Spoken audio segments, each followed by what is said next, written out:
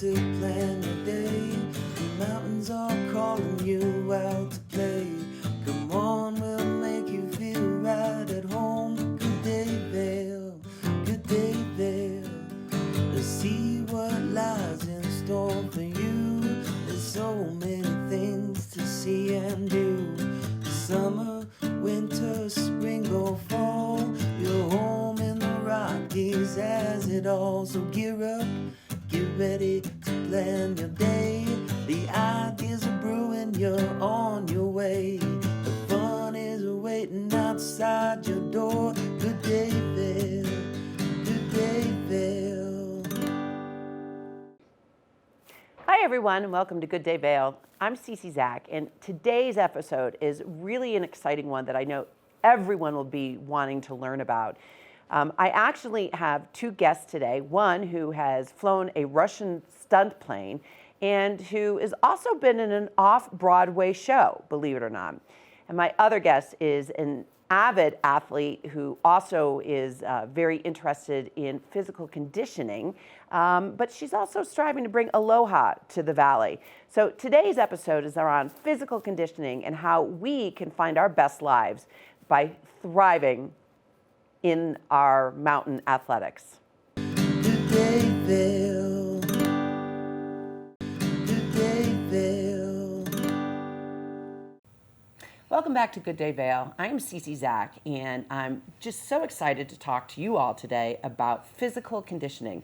And as I mentioned in the introduction, I am blessed to have Dan Swenson, the owner and founder of Dogma Athletica, as well as Sophia Decolati, who is a gym equipment representative. So to the two of you, thank you so much for joining. And let's start off by telling our viewers a little bit about why the two of you live in the Valley, how long you've been here, and why you stay here. Dan, how about you? I am very new to the Valley. My wife and I relocated here just in August of this past year when we bought Dogma Athletica from the founders of it.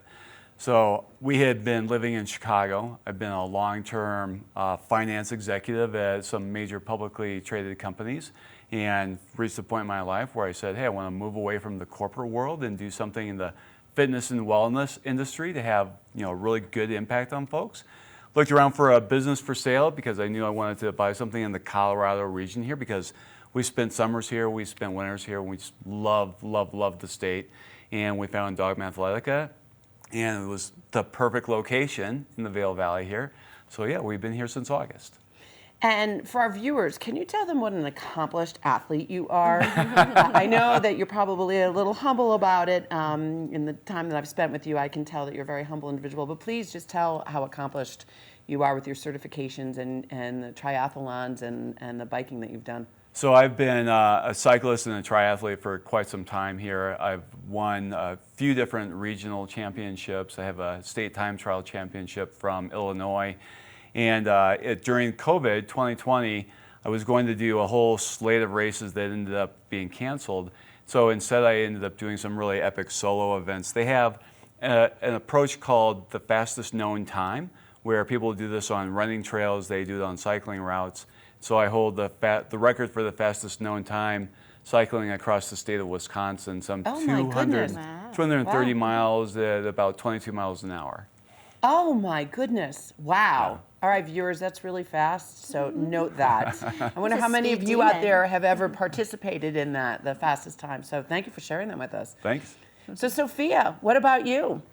Well, I've actually lived in Colorado for almost half my life, but I covered as a sales rep, I covered all of Colorado, and I never knew you could actually live up here in the Valley. And so, during COVID, I'm one of those that said, "Why am I living in the city in Denver?" So I sold it all and moved up to started in Vail and then ended up in Edwards 2 years ago, and just found it the most amazing place to live, and just the experience of loving being outside, and that's just created so much new joy and happiness in my life. So I'm excited to be here. Yeah, and I love that because it's brought joy and happiness to myself. I mean, this really is home for me now. Yeah. So, and it's great to have two new friends that love to be physically fit. So, speaking of being physically fit, Dan, what is your philosophy on conditioning? And help us understand the value proposition it really brings to those of us that came to the mountains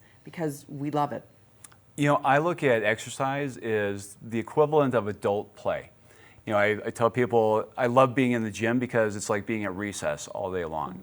And having that physical activity and focus on fitness in our lives, by having the focus approach, it allows us to do so many things, and for our elderly population to do those things continuing on later and later in life. Yeah, and I myself, one of the things that challenged me when I first got here was the altitude consistently. And so for me, conditioning really is around how do I continue to build my cardio, which actually was very good at sea level, but nowhere near where I want it to be here. So I can recognize that. Going from Chicago at 700 feet of elevation to Avon, Vail Valley at 7,000 feet of elevation, there's a little bit of adaptation that I'm still going through myself. So I chose to live up higher. So I live at 8,200 feet. So when I sleep, I get less oxygen. So I'm trying to figure that out as well. But Sophia, what is your philosophy as an individual? A woman here in the Valley. What's your philosophy on physical conditioning and exercise? I think it's always been fun to come here, and we all always want to be outside. And then, how do we bring that inside? And so my philosophy is just what can I do year round that gets me doing all the outside adventures that I want to do? And that's when it comes to, I've got to find the right gym, boutique, group class, anything that gets me motivated to stay healthy. So that's where my expertise and my experience in covering all of the territory has shown me the different opportunities, the different unique choices that we can have. So whether it's doing a group fitness or a personal training or a yoga Pilates class, there's so much variety here in the Valley to choose from. And that's just what helps me stay healthy to get back outside. Well, and it's interesting that you say that because one of the things that I've encountered here is that it's actually overwhelming, the choices that you have. And you just brought up two things for people to consider is, do you enjoy group fitness or do you enjoy individual fitness? Any comments on that, Dan? Because I know with your studio, you have the ability to do both.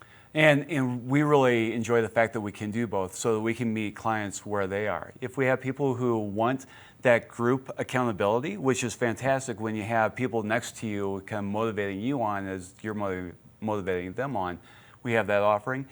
We also have a lot of people who are really busy executives and have very high value use of their time outside of the gym that come in and say, hey, I want just one-on-one sessions with someone who can tell me here's what I need to do to accomplish these kind of goals in my life. And then we also have the things where we're doing, people coming in and working on their own. They say, hey, I know what I want to do, I know what my workout routine is, and we provide them the space to do that. So the other component to this too is that the way I've always looked at physical conditioning or working out is really strength and cardio. Are there others to be thinking about, and what thoughts do you have on strength and cardio, and how do you parse them together and separate them? There's so much choices to make with that. So strength, cardio, functional type of training. Oh, yeah. You've got the, I always fall back to the fact of what works for me, what inspires me. And again, if we're talking about group fitness, is it group fitness on machines or is it group fitness on the floor? If we're talking about personal training, is it doing something that is functional, again, using kettlebells or slam balls or something like that? But there's so many unique pieces out there. And again, just because I do represent a company that sells the best fitness equipment, I'm biased, in the world, there are pieces that combine strength and cardio now too, that combine strength and functional training. So I think it's obviously overall. Does that mean, to clarify for the audience, and for me too, is that when you do one exercise, you're doing strength and cardio at the same time? It does. You're making me think of burpees, which is my least favorite thing. Right? Yeah. Well, think of a rower now that, people in the past would always just consider rowing as a cardio exercise. But now there's pieces that have the strength component where not only are you doing it for cardio, but you're dragging an anchor, the feel of dragging an anchor. So it's in the form of a deadlift meaning strength, Yeah. without having the weights on it. So there are different ways now and different pieces that can combine everything, which is amazing. So one thing I know when we were prepping for this episode that you also brought up, and Dan, it was you, is mindful conditioning as well. Any comments on that type of exercise? Absolutely, absolutely. I think that physical fitness it's about our whole well-being. So not just the fitness of our bodies, but the fitness of our minds. And so having those yoga type of classes too, where I think that's another area of fitness where we move beyond just strength, beyond aerobics, but we get into range of motion, we get into stability, we get into balance. And having all those things come together is so important. If you're out skiing, say that you're coming down Grouse Mountain and you're hitting all those moguls, you're fatiguing yourself from the aerobic activity. You're having to have strength in terms of bearing the load on your body, but then you also need balance, because if you get out of balance in skiing, that's when you create fall conditions and people are at risk of injury. So working on that stability, working on that balance is really key for injury prevention as well as overall fitness. Well, I thank you for that, because I have been trying to perfect how to ski those bumps on grouse. And obviously, I need to spend more time with the two of you. So with that, I'm going to ask you to stay tuned, viewers, because we'll be right back with the continuation of the physical conditioning episode. And we'll talk more about specifics about how you can thrive in the Vail Valley. Good day, Vail. Good day, Vail. Welcome back to Good Day Vail. This is the physical conditioning episode, and I'm Cece Zach with Dan Swenson and Sophia Decolati. And where we just left off was talking about some of the equipment, the tools that we can be using here. And Sophia, being the expert in the equipment, maybe you could help our viewers understand, what are these big pieces of equipment that we see in gyms, and what are some of the new advances that we're seeing with them? Sure. It's so exciting to talk about new equipment because there have been so many great advances recently. I think one of the number one advances I'd like to say is the digital aspect of it. Living here in the Vail Valley, all of us want to always be outside. So how do we bring what's outside inside? And there's now, some free apps that you can download that allow you to track what you just did outside, and then today it's snowing too hard and too cold, like for me, and I want to replicate that inside. So whether I want to replicate that hike or that cycle, I can do that on some of these new pieces of equipment. And then speaking for some of the pieces of equipment, there's some a treadmill. Some people think is just a treadmill, but now it's not. It's a sled push. It's a biofeedback. It's physical therapy. There's so much more to it. And so there are some unique treadmills, some cardio pieces out there, and then some functional pieces, some strength pieces that give you full rotational ability. So with pickleball and paddle, all these paddle sports now, there's new equipment that actually offer that type of resistance and strength training all in one. So. What's the best way for our viewers to learn about these pieces of equipment? Because I actually, in the gym that I belong to, it just turned over to Techno Gym. And it was fascinating because I really haven't spent any time learning about what those pieces are. So can you give viewers and me a tip about how to learn about that equipment fast and efficiently? That's a tough one, but I think most every piece of new equipment out there has a QR. So now with COVID, everybody understands QR and how to scan themselves in. There's always a video to show you. So that is one way. But I always do think you should schedule an appointment with the gym, the personal trainers. I'm sure they have ways of introducing you and just giving you a highlight of, download the app. It'll track your data. It'll help you.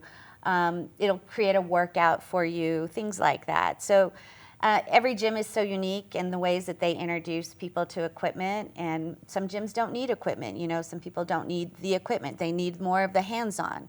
So it really is, I think, just finding that perfect spot for you that inspires you, motivates you to get going, and then working with the owners and the managers. So if I could summarize, it's really the equipment. It can be a personal trainer once you learn how to use it and guide you. So I love that because I don't use it that way, and I need to learn that. Speaking of personal trainers, Dan, what type of equipment do you use, and how do you match that with your clients? Absolutely. So we do have some of the pieces of equipment like you're speaking of where we're trying to use technology to bring the outdoors inside. So for our indoor cycling classes, we'll actually create an environment as if those participants are riding in the Peloton in the Tour de France, right, as a way of just giving them some visual motivation. We have some big pieces of cardio equipment where we have treadmills that will go up to a 35% incline to simulate if someone's doing a skimo uphill race or to simulate if they're doing the uphill hike.